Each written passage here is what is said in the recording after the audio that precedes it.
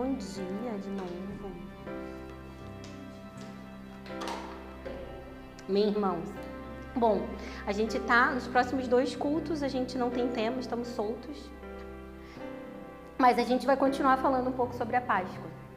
Sobre a ressurreição, na verdade, né? Então nós vamos nos até os 4 evangelhos. A gente vai fazer um combinado, igual eu falo com o João. A gente vai fazer um combinado. A gente vai ler e vocês vão manter a Bíblia aberta, porque a gente vai transitar nos 4 evangelhos. Então, só para a gente entender, os 4 evangelhos são Mateus, Marcos, Lucas e João.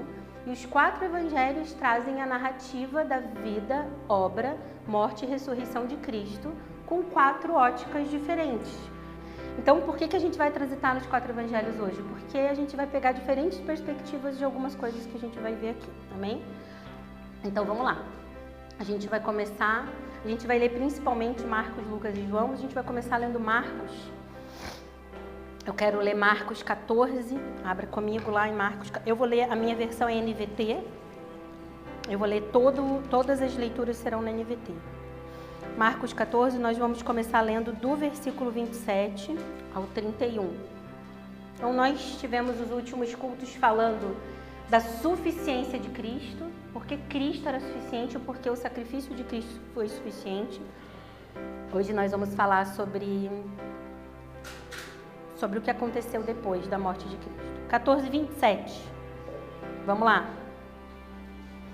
Vou ler com vocês. No caminho, Jesus disse: todos vocês me abandonarão, pois as Escrituras dizem: Deus ferirá o pastor e as ovelhas serão dispersas. Mas depois de ressuscitar, irei adiante de vocês a Galileia. Pedro declarou. Então, Jesus já está dizendo que ele vai ser abandonado, negado e que ele vai na Galileia depois. Pedro declarou: mesmo que todos o abandonem, eu jamais farei isso. Jesus respondeu: eu lhe digo a verdade. Esta mesma noite, antes que o galo cante 2 vezes, você me negará 3 vezes. Pedro, no entanto, insistiu enfaticamente: mesmo que eu tenha que morrer ao seu lado, jamais o negarei. E todos os outros discípulos disseram o mesmo.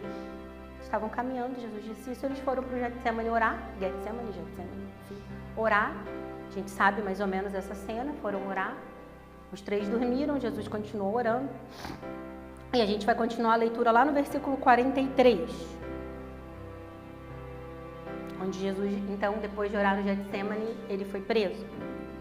No mesmo instante, quando Jesus ainda falava, Judas, um dos 12, chegou com uma multidão armada de espadas e pedaços de pau. Tinham sido enviados pelos principais sacerdotes, mestres da lei e líderes do povo. O traidor havia combinado com eles um sinal: vocês saberão a quem devem prender quando eu o cumprimentar com um beijo. Então poderão levá-lo em segurança. Assim que chegaram, Judas se aproximou de Jesus. Rabi, exclamou ele, e o beijou. Os outros agarraram Jesus e o prenderam. Mas um dos que estavam com Jesus puxou a espada e feriu o servo do sumo sacerdote, cortando-lhe a orelha. Jesus perguntou: por acaso sou um revolucionário perigoso para que venham me prender com espadas e pedaços de pau? Por que não me prenderam no templo? Todos os dias estive ali no meio de vocês ensinando. Mas essas coisas estão acontecendo para que se cumpra o que dizem as Escrituras. Então alguns o abandonaram. É isso que fala na sua Bíblia? Então, todos o abandonaram e fugiram. Um jovem que os seguia vestia apenas um lençol de linho. Quando a multidão tentou agarrá-lo, ele deixou para trás o lençol e escapou nu. Vamos continuar a leitura? Vai para o versículo 66 comigo. Enquanto isso, Pedro estava lá embaixo, no pátio. Uma das criadas que trabalhava para o sumo sacerdote passou por ali e viu Pedro se aquecendo junto ao fogo. Olhou bem para ele e disse: você é um dos que estavam com Jesus de Nazaré? Ele, porém, negou. Não faço a menor ideia do que você está falando. Disse e caminhou em direção à saída. Naquele instante, o galo cantou. Quando a criada o viu ali, começou a dizer aos outros: esse homem com certeza é um deles. Mas Pedro negou novamente. Um pouco mais tarde, alguns do que estavam por lá confrontaram Pedro, dizendo: você deve ser um deles, pois é galileu. Ele, porém, começou a praguejar e jurou: não conheço esse homem de quem vocês estão falando. E no mesmo instante o galo cantou pela segunda vez. Então Pedro se lembrou das palavras de Jesus: antes que o galo cante 2 vezes, você me negará 3 vezes. E começou a chorar. Baixe sua cabeça e vamos orar. Jesus, fala com a gente, não pela minha capacidade, aliás, não usa a minha capacidade, mas que o teu Espírito Santo possa ser suficiente e seja só por ele. Abre os nossos ouvidos, abre os nossos corações e que cada um ouça a porção de acordo com aquilo que precisa. Em nome de Jesus, Pai, envia o anjo para eliminar as distrações, que nenhum barulho, nenhuma agitação na mente ou fora dela seja suficiente para a gente perder o foco da Tua palavra. Em nome de Jesus. Amém. Bom, a narrativa presente aqui é que Jesus foi abandonado e traído nos últimos momentos da sua vida aqui na terra. Todos o abandonaram, deixaram. E um pouco antes disso, um pouco antes da primeira leitura que a gente fez, Jesus estava sentado com eles à mesa, ceando. Então eles estavam tendo um momento de comunhão, sentados à mesa, e logo depois, todos aqueles que estavam com Jesus o abandonaram. Essas narrativas sobre a traição, a gente percebe que a narrativa é sobre vários tipos de traição. Pedro nega Jesus, todos o abandonam e até os que o seguiam, não só os discípulos, até aquele, porque tinha os discípulos e os seguidores de Jesus, todos eles eram uma grande comitiva, inclusive esses que o seguiam o abandonaram, inclusive um jovem que estava com um lençol de linho, ele não usava roupa de baixo, estava só com um manto, sai correndo nu para abandonar Jesus. Para a gente falar um pouquinho do cenário aqui, Judas, ele cumprimenta Jesus com um beijo no rosto. E isso é um sinal de muita intimidade. Então ele não valorizou a intimidade que ele tinha com Jesus e o traiu. E às vezes você e eu fazemos isso também. A gente desvaloriza a intimidade que a gente tem com o Pai. O outro, que a gente não sabe o nome, o jovem que preferiu correr nu do que ficar perto de Jesus, ele simplesmente deixou suas roupas para trás e foi correndo nu.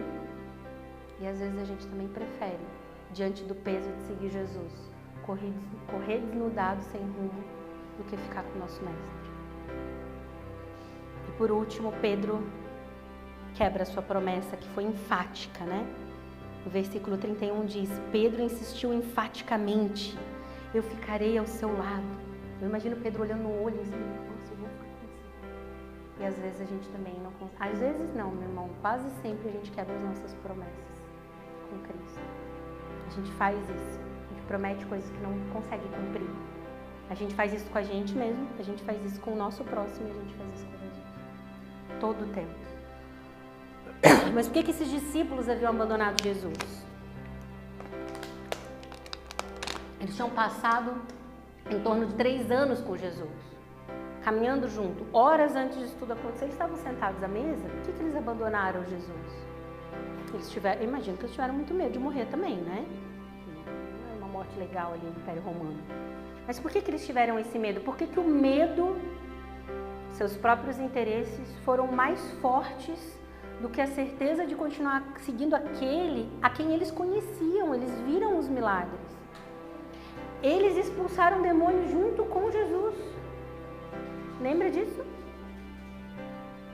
O que aconteceu? Por que eles abandonaram Jesus? Porque até esse momento, desse relato, eles conheciam o Mestre, mas eles não conheciam o Pai. Eles seguiam o Mestre, eles conheciam ele, mas o Pai, eles não sabiam ser filhos. Sem o conhecimento do Pai, quando o Mestre morre, eles se tornam órfãos. E um órfão não sabe para onde ir. Para a gente entender um pouquinho sobre o papel de pai, eu trouxe para vocês algumas definições da minha área. Freud diz que o pai é o primeiro ideal de ego. Ou seja, se eu perco meu pai, eu perco meu modelo de identificação e eu não sei a quem seguir. Tem uma autora que a gente utiliza muito na clínica que chama Annie Schutzenberger, que ela fala que o pai nos dá nome e identidade. Ou seja, sem o meu pai, eu perco a minha identidade e fico sem direção. Jung diz que o pai é a figura central de orientação na vida da pessoa. É ele quem norteia. O autor Viktor Frankl fala que o pai é o propósito e a força diante da dor. Eles não conheciam o pai. Eles conheciam o mestre, mas não o pai. Nesse cenário de abandono que a gente tem o Deus Filho se esvaziando de si mesmo, frágil, ferido e morto, a gente precisa entender um pouquinho sobre o cenário da morte para a cultura judaica para a gente prosseguir. A gente entendeu já o ponto de vista dos discípulos, que estavam órfãos, com uma crise de identidade. Tá, e agora o que a gente faz? Ele estava ensinando a gente até agora o que a gente fazia, agora ele não está mais, a gente faz o quê? Para onde a gente deve ir? O que a gente deve fazer? Enquanto eles estavam vivendo essa angústia de estar se afastando do Mestre e perdendo a esperança de tudo aquilo que eles acreditavam que ia acontecer, lembrando que o povo judeu tinha uma expectativa de um Cristo militar, com poder bélico, com poder de armamento, de governo deste mundo. Então, talvez parte desses discípulos não tinha entendido muito acerca do estabelecimento do reino de Deus. Mas para a gente entender, a paralelo a isso, o Cristo Deus, o Cristo homem havia morrido. Esvaziou-se de si mesmo e estava morto. Ele morreu numa sexta-feira. Para a gente entender um pouco da cultura judaica, você sabe que Jesus era judeu, né? Quando uma pessoa judia morre, o corpo dela imediatamente precisa ser banhado com água pura e depois envolvido com óleos aromáticos. Porque o ideal é que se enterre essa pessoa no primeiro dia por conta das crenças judaicas.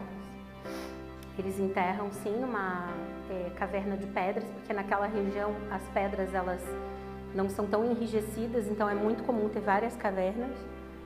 Antes deles enterrarem nesse túmulo, eles colocam óleos aromáticos no corpo. Só que Jesus morreu numa sexta-feira. E o judeu, sexta-feira no final do dia, começa o Shabat e vai até sábado no final do dia.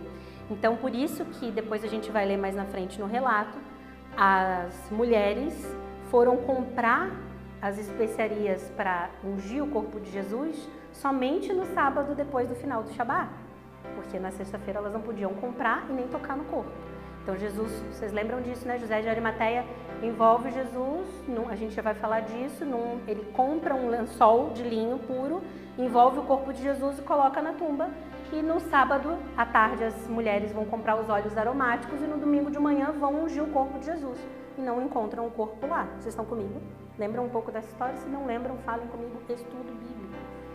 Finalmente. Sempre faço propaganda. Ok, o corpo era... depois que o corpo era perfumado, ele era envolvido num lençol de linho. Por que o linho? Porque o linho é um tecido muito puro. E ele representa a pureza dessa transição do corpo morto para o espírito que se encontrará com o Pai. Por isso que José de Arimateia, então, compra aquele tecido e envolve Jesus. E por último, e não menos importante, existe um tecido judeu, vocês já devem ter visto, que chama talit. Ele é um lenço que o judeu coloca na cabeça para orar. Então, sempre que ele vai na sinagoga, ou em casa quando ele vai orar, mas principalmente na sinagoga, ele tem que botar o talit. Porque o talit representa a comunhão dele com Deus. Sem o talit é como se ele não pudesse fazer essa oração. Além dessa história do corpo ungido, do lençol, o talit ele é envolvido no rosto do judeu quando ele morre. E por que ele é envolvido no rosto? Para representar que agora ele vai encontrar com Deus.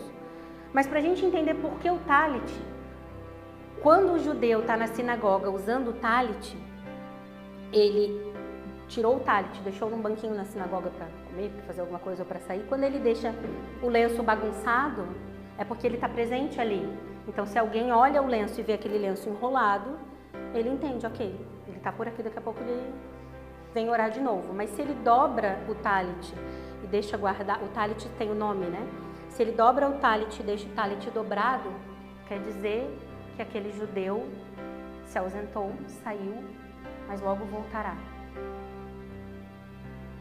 Vamos continuar a leitura? Vamos para Marcos 16, vire uma página comigo.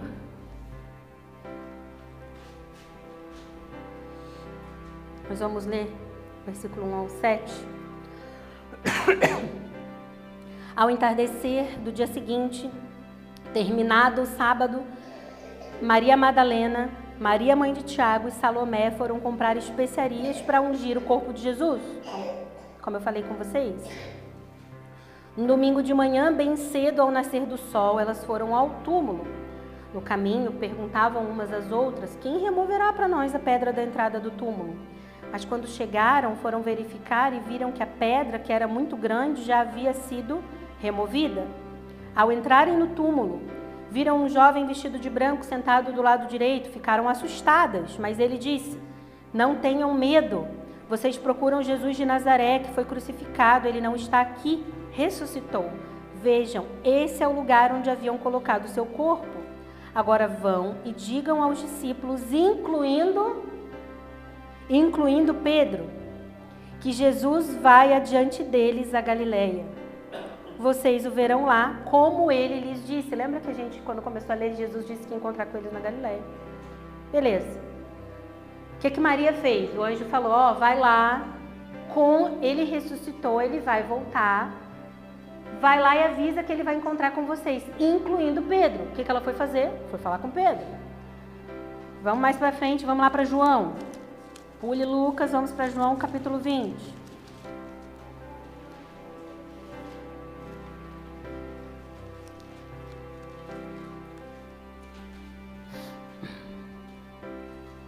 Nós vamos ler do 1 ao 10.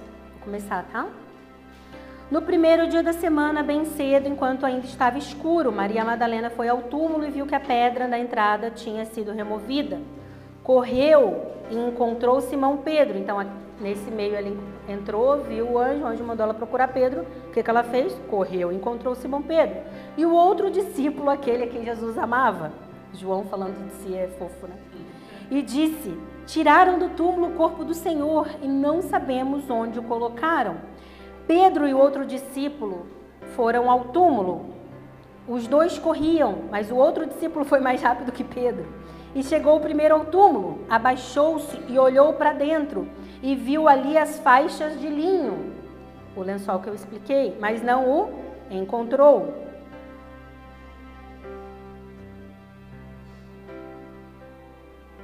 Onde eu estou? Mas não entrou. Então Simão Pedro chegou e entrou. Também viu ali as faixas de linho e notou que o pano que cobria a cabeça de Jesus estava dobrado e colocado à parte. Esse é o talit. O que significa o talit dobrado?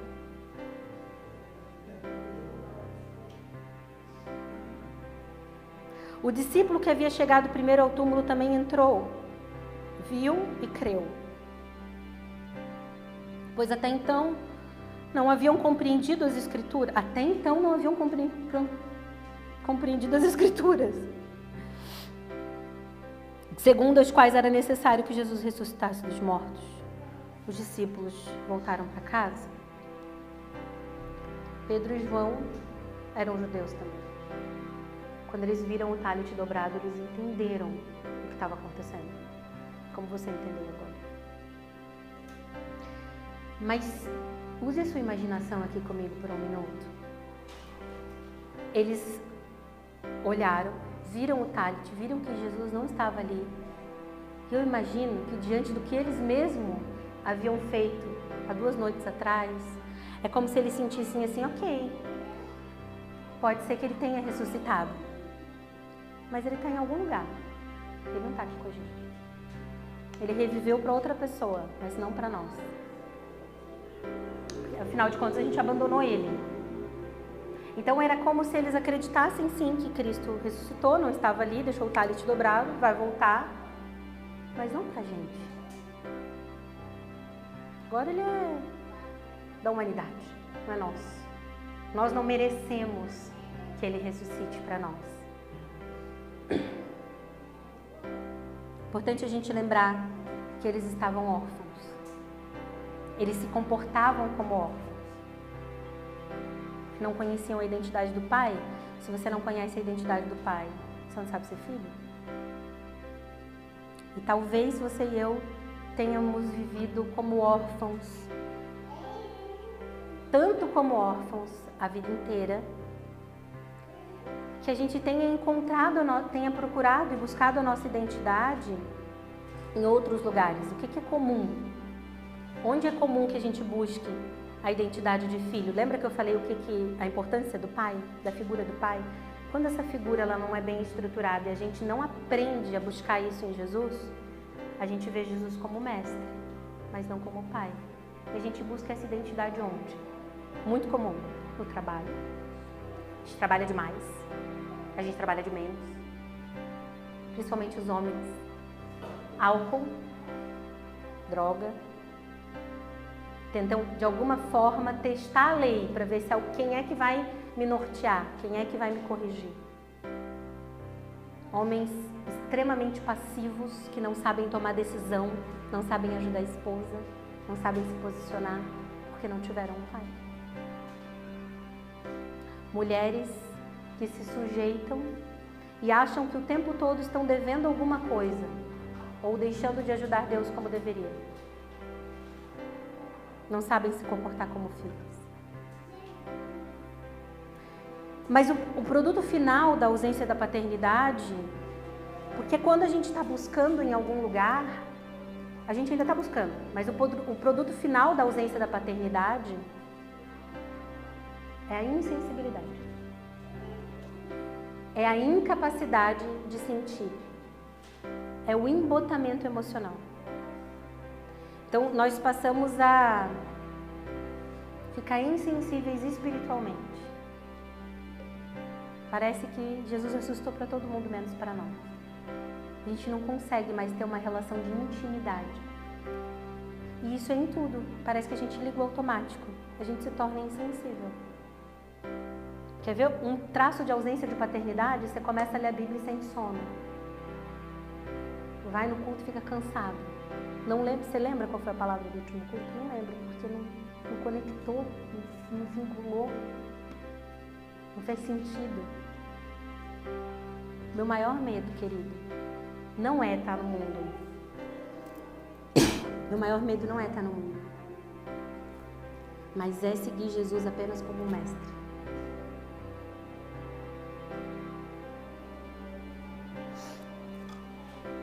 Talvez você e eu conseguimos olhar para Jesus, mas não conseguimos ver. Vamos continuar a leitura? Volte um livro, vamos para Lucas. Lucas 24. Vamos ler do versículo 13 em diante. Naquele mesmo dia, 2 dos seguidores de Jesus caminhavam para o povoado de Emaús, a 11 quilômetros de Jerusalém. No caminho, falavam a respeito de tudo o que havia acontecido. Enquanto conversavam e discutiam, o próprio Jesus se aproximou e começou a andar com eles. Os olhos deles, porém, estavam como impedidos de reconhecê-lo.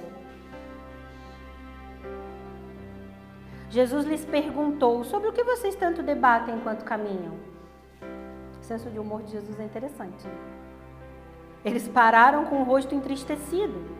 Então um deles, chamado Cleopas, respondeu: você deve ser a única pessoa em Jerusalém que não sabe das coisas que aconteceram nos últimos dias. Que coisas? O senso de humor de Jesus: que coisas? As coisas que aconteceram com Jesus de Nazaré? Responderam eles. Ele era um profeta de palavras e ações poderosas aos olhos de Deus e de todo o povo. Quem que eles achavam que Jesus era? O mestre. Eles estavam abalados. Eles estavam entristecidos. Eles tinham conhecimento de quem Cristo era, mas eles não eram filhos. Mas os principais, versículo 20, mas os principais sacerdotes e outros líderes religiosos o entregaram para que fosse condenado à morte e o crucificaram. Tínhamos esperança de que ele fosse aquele que resgataria Israel. Isso tudo aconteceu há 3 dias. Algumas mulheres de nosso grupo foram até seu túmulo hoje bem cedo e voltaram contando uma história surpreendente. Disseram que o corpo havia sumido e que viram anjos que lhes disseram que Jesus está vivo. Alguns homens de nosso grupo correram até lá para ver e, de fato, tudo estava como as mulheres disseram, mas eles não o viram. Então Jesus lhes disse: como vocês são tolos, como custam a entender o que os profetas registraram nas Escrituras? Não percebem que era necessário que o Cristo sofresse todas essas coisas antes de entrar na sua glória? Então Jesus os conduziu por todos os escritos de Moisés e todos os profetas, explicando o que as Escrituras diziam a respeito dele. Senso de humor de Jesus. Aproximando-se de Emaús, o destino deles, Jesus fez como quem seguia viagem. Imagina Jesus fazendo teatro, sabe? Mas eles insistiram: fique conosco essa noite, pois já é tarde. Gente, eles andaram 11 quilômetros do lado de Jesus. É daqui para o Itaú, a pé, conversando. E Jesus foi para a casa deles. Quando estavam à mesa, ele tomou o pão, abençoou, depois partiu-o e lhes deu. Então os olhos deles foram abertos e o reconheceram. Nesse momento, ele desapareceu. Até aqui. Não vou mais um. Disseram um ao outro: não ardia o nosso coração quando ele falava conosco no caminho e nos explicava as Escrituras? Querido, talvez o seu coração arda ouvindo falar das Escrituras. Isso não faz de você um filho. O maior desafio é a gente deixar de ser seguidor de Jesus e se tornar filho. Como a Bruna falou no Salmo aqui no início, seguir Jesus virou um nicho, virou mesmo. E seguir Jesus é um profeta. Ser filho é diferente.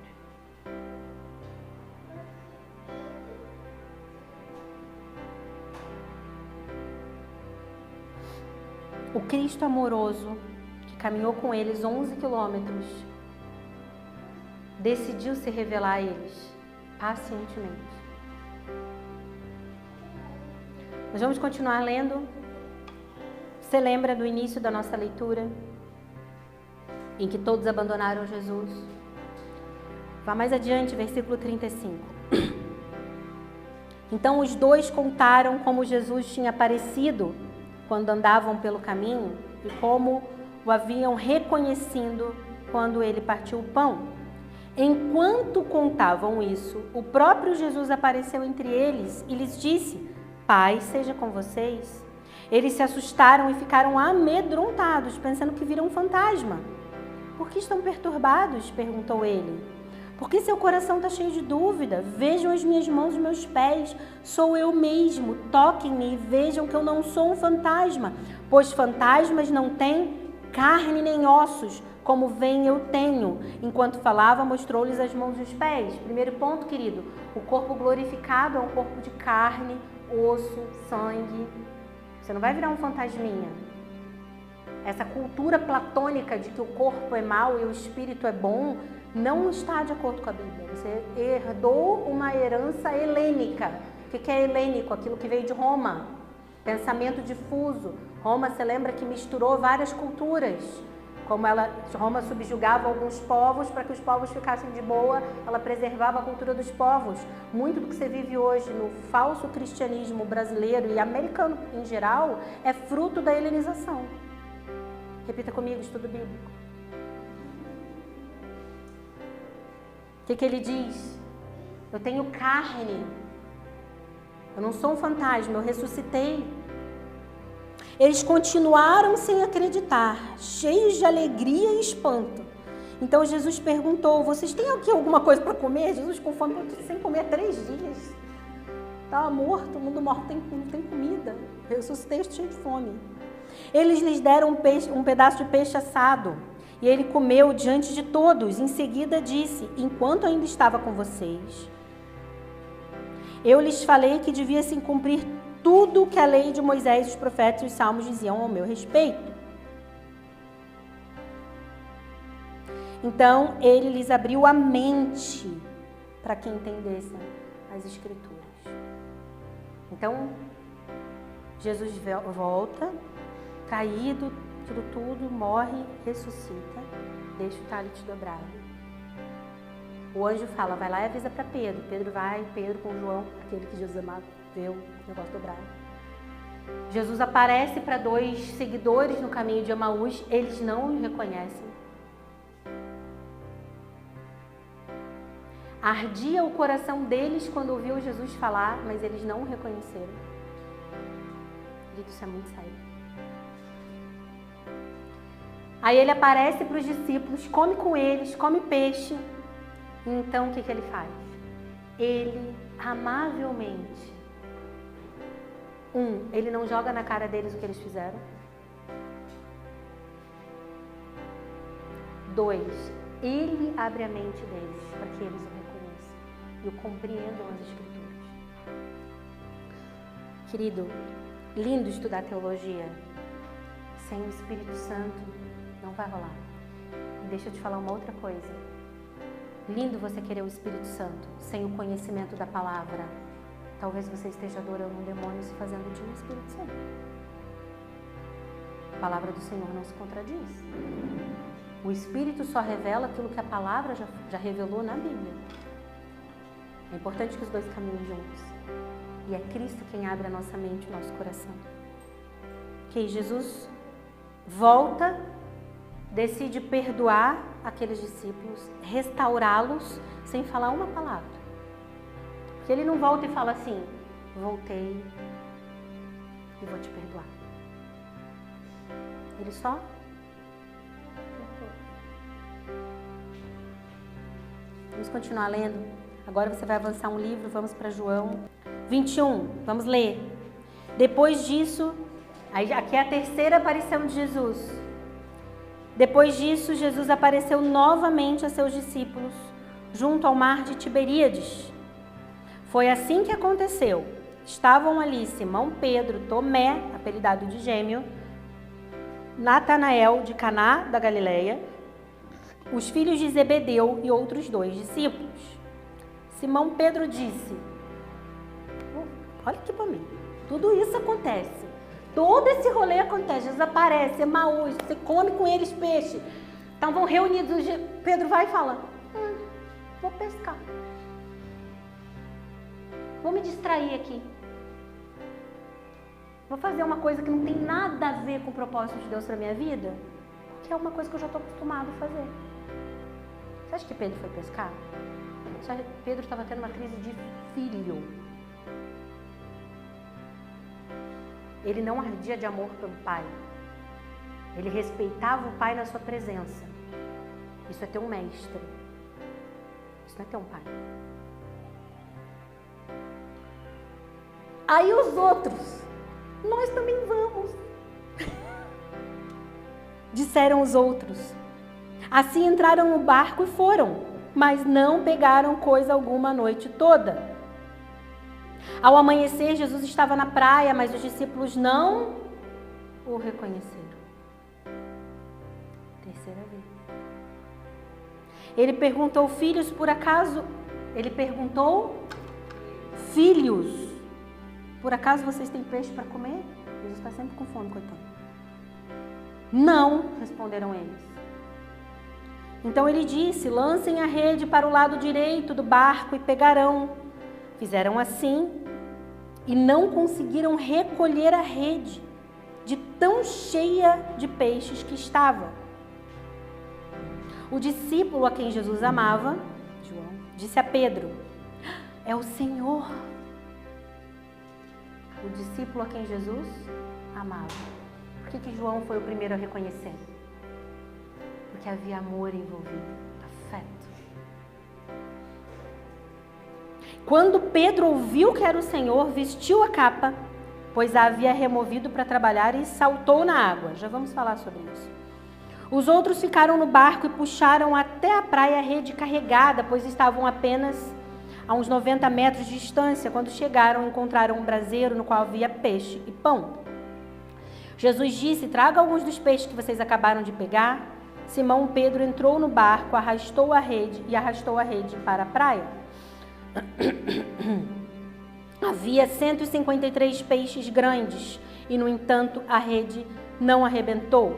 Venham comer, disse Jesus. Nenhum dos discípulos tinha coragem de perguntar: quem é você? Pois sabiam muito bem que era o Senhor. Pare aqui um pouquinho. Primeiro, essa passagem te é similar? Pedro, Tiago e João no barquinho, no mar da... É a segunda vez que o episódio muito similar se repete. Pedro, Jesus, aparece a discípulos no mar da Galileia. Mas da primeira vez que ele apareceu no mar da Galileia, foi para transformar Pedro e seu irmão em pescadores de homens. Dessa vez, ele aparece para transformar Pedro num pastor de ovelhas. A palavra grega usada aqui, quando João chega para Pedro e fala: é o Senhor, é gumos, que quer dizer que Pedro estava vulnerável, nu. É como, eu imagino Pedro só com uma... não estava preparado. E aí quando a palavra diz que ele veste a sua capa e entra no mar para encontrar Jesus, a capa, a palavra é empudez, que significa prontidão para o serviço. Ao ver, ao reconhecer, ao entender que era Jesus, o que Pedro faz? Estou nu, vou colocar minha capa, vou encontrar quem? Meu mestre. Vamos continuar. Versículo 14. Foi a terceira vez que Jesus apareceu aos seus discípulos depois de ressuscitar dos mortos. Depois da refeição, Jesus perguntou a Simão Pedro. Vocês lembram que Jesus tinha mudado o nome de Simão para Pedro, né? Fala que Pedro, sobre essa pedra ficaria a minha igreja. Inclusive é o versículo que dá origem à nossa igreja. Depois da refeição, Jesus perguntou a Simão Pedro: Simão, filho de João, você me ama mais do que ama estes? Sim, Senhor, respondeu Pedro. O Senhor sabe que eu amo. Então, alimente as minhas ovelhas. Jesus repetiu a pergunta: Simão, filho de João, você me ama? Sim, Senhor, disse Pedro, o Senhor sabe que eu amo. Então, cuide das minhas ovelhas. Pela terceira vez, ele perguntou: Simão, filho de João, você me ama? Pedro ficou triste porque Jesus fez a pergunta pela terceira vez e disse: o Senhor sabe de todas as coisas, sabe que eu amo. Então, alimente. Jesus pergunta 3 vezes para Pedro, talvez uma para cada vez que Pedro o havia negado. Mas o interessante aqui é que Jesus não chama Pedro de Pedro. Jesus chama Pedro de Simão. É como se Jesus dissesse: você esqueceu quem você é? Mas eu lembro quem você era quando eu te chamei. Agora, apacenta as minhas ovelhas. Querido, só é possível apacentar as ovelhas de Cristo sendo filho. Porque senão a gente vem para a igreja, faz as coisas para executar algo, mas não por devoção. A gente não compreende que estamos fazendo parte de uma família de Cristo. Naquele momento em que Jesus aparece para Pedro, em especial para Pedro, porque imagino que Pedro foi o mais tomado pela crise de identidade. E no mesmo lugar, simbolicamente, onde ele havia aparecido transformando Pedro num pescador de homens, agora ele transforma Pedro num cuidador de ovelhas.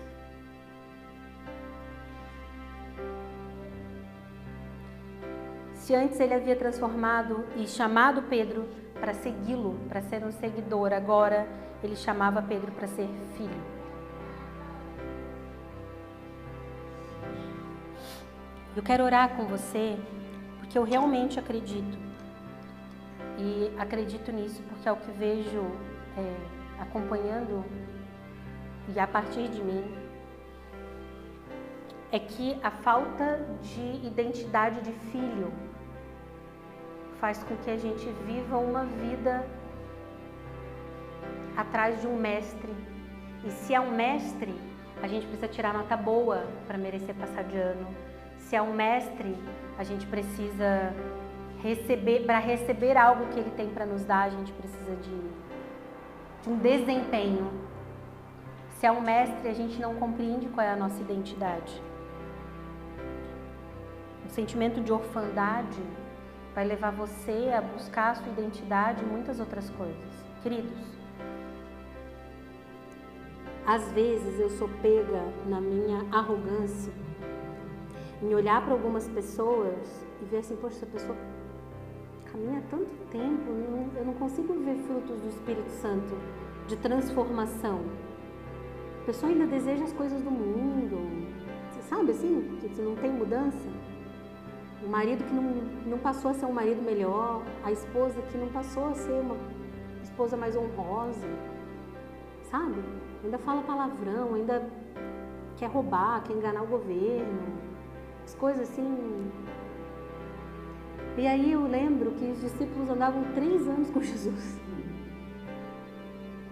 e foram pescar. Porque o que falta nessas pessoas e o que já faltou em mim, então eu não me tiro disso, é a identidade de filho. E quem dá essa identidade é o próprio Cristo. Não somos nós. É Ele que se revela, é Ele quem perdoa. Talvez Jesus, aquele mesmo Cristo que apareceu no Mar da Galileia, de novo, está aparecendo hoje aqui no culto. Talvez você precise de uma reconversão. Talvez você se cobra, como a gente cantou no hino antes, né? Quero voltar ao primeiro amor.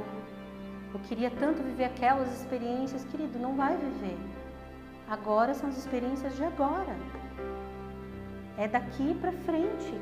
É a identidade que Deus quer colocar em você como filho. E deixa eu te falar uma coisa. Eu sempre falei isso, eu repito isso, que o meu maior medo não é estar no mundo, mas é seguir um falso Cristo, viver um falso evangelho. Porque o espírito do anticristo existe desde que Jesus morreu na cruz, certo? Aí, se você quer entender sobre a pessoa do anticristo, o espírito do anticristo, estudo bíblico. Mas são papéis distintos. Mas por que nós precisamos ficar atentos a isso? Porque sem a gente perceber, nós vamos sendo tomados pelos afazeres e vamos nos distanciando no nosso papel de filho. Um exercício que talvez você possa fazer é, ao imaginar Deus te chamando, para você avaliar como é que está a tua relação com Deus. Imagine a voz de Deus te chamando de madrugada. Você vai como um servo que precisa prestar conta do que está fazendo? Ou você vai como um filho que tem liberdade para de madrugada ir para a cama do seu pai? Como que você tem respondido? Quem é pai aqui sabe, se seu filho te chamar de madrugada, você não vai atender com todo amor? Você não está nem aí se é 3 da manhã, 4 da manhã. Você vai abraçar seu filho, o que aconteceu? Você não vai perguntar para o seu filho, quanto que você está ganhando? Quanto você está orando? Por que você me acordou de madrugada? Você vai abraçar e falar, aconteceu alguma coisa? Como você tem corrido? Como você desfruta do teu tempo de devoção? Você abre para fazer a devoção seu devocional, porque você tem que fazer todo dia, uma vez por semana, sei lá, você tem que orar. E, querido, preste atenção no que eu estou te falando. Eu não estou dizendo que disciplinas espirituais não são importantes, elas são fundamentais, porque elas dominam a nossa carne. Mas, inclusive, a gente precisa olhar para o nosso espírito e falar: ei, você tem um pai? O que eu vejo, a maioria das vezes, é a gente tentando fazer barganha com Deus. Isso aqui, se eu não fizer isso aqui, Deus vai me castigar desse jeito. Se eu não fizer isso aqui, Deus vai me punir desse jeito. Alguma coisa ruim é porque eu dei alguma brecha. Uma coisa ruim aconteceu na minha vida. Eu estou deixando de ajudar Deus em alguma coisa que Ele precisa fazer por mim. Porque eu tenho que fazer a minha parte. Fala isso para Jonas. Qual parte que Jonas fez? Só tem uma responsabilidade que é sua, que é pecar. Todo o resto você é dependente da soberania do Senhor. E Ele é um Pai zeloso de amor que volta da cruz, senta com você, come com você e se revela porque Ele decidiu te amar. E se render a esse amor parece que é muito mais difícil do que reconhecer que não, realmente Ele é o Salvador do mundo. Lindo, até os demônios reconhecem, não é isso. O que Satanás está tentando tirar de você é a consciência e a identidade de filho. De filho. E eu não estou falando, eu sou filho, eu vou pecar, vou fazer o que... Claro que não. Você não é Suzane Richthofen, sou filho, matarei meu pai, não é isso. Se você é filho, você responde com amor. Quem é porque é pai de filho pequeno? Você vai buscar seu filho em algum lugar, a primeira coisa que ele faz quando ele te vê é o quê? Sorrir. Quando que a gente perde essa habilidade? Quando a gente cresce, fica chato, a gente olha para o pai e para a mãe e fala: oi pai, tudo bem? Eu ameaço o João desde agora. Eu falo: olha só, eu vou te beijar na adolescência, eu vou te beijar adulto, eu vou te amar, vou envergonhar você na frente de todo mundo, porque eu amo você. Vamos normalizar o afeto. Para! Normaliza o afeto. Abraça a pessoa, diz que ama. Você já foi abraçar alguém na igreja, a pessoa fica assim, ó. Pelo amor de Deus! A gente desaprendeu. Por quê? Porque a gente desaprendeu a ser filho. Eu não sei nem se a gente soube algum dia. Quero orar por você, que está órfão há muito tempo. Que não sabe o que é ser filho. E aí, portanto, você não vai saber o que é ser pai, se vai ser marido, o que é ser todos os outros papéis da sua vida. Baixe sua cabeça, feche seus olhos. Eu sou muito boa. Senhor Jesus, tem aqui alguns órfãos adultos, que nunca entenderam o Cristo Pai. E que Satanás tem usado de várias artimanhas para manter o Cristo Mestre.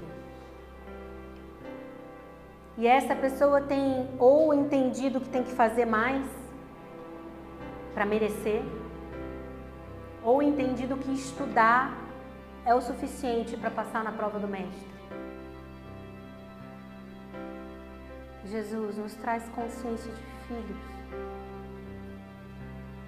Que quando você nos chamar pela madrugada, a nossa resposta seja de uma criança que está indo para a cama do Pai, de intimidade, ser abraçado, ser acolhido, mas não uma resposta de medo.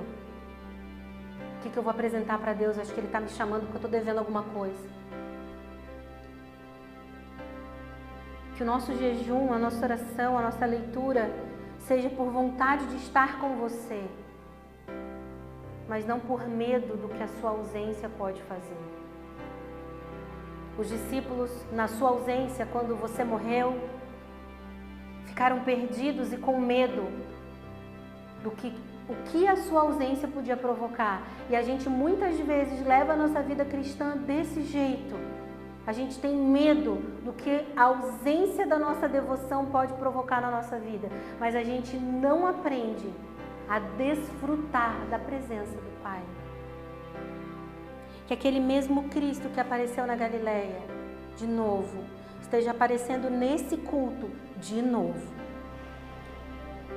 Reconverte os nossos corações a você. Nos traz de volta o primeiro amor. Um amor apaixonado, que não se importa, que quer só desfrutar da sua presença. Nós oramos por isso em nome de Jesus.